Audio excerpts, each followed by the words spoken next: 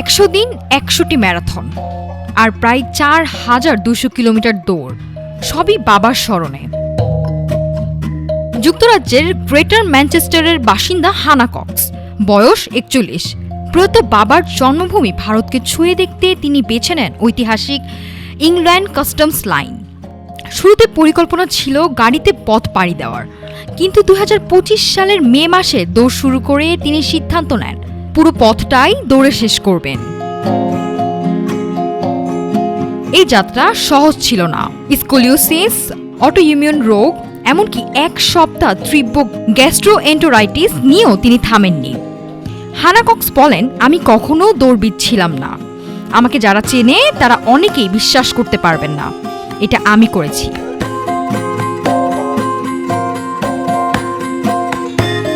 ঐতিহাসিক এই পথ ধরে হানার শেষ গন্তব্য ছিল বাংলাদেশ।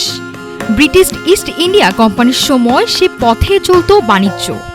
শেষ 3 দিন ছিল ভয়াবহ যন্ত্রণার, ছিল পায়ে গুরুতর চোট, তবুও দৌড় থামাননি তিনি।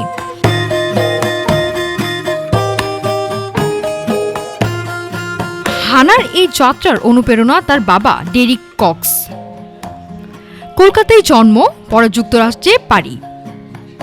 2011 সালে তার মৃত্যু হয়। এই দৌড় শুধু স্মরণ নয়, এটি ইতিহাসের সঙ্গে এক নারীর সংযোগ আর প্রমাণ ইচ্ছাশক্তির কাছে অসম্ভব বলে কিছু নেই। নাফিসা সামিয়া, ঢাকা টুডে।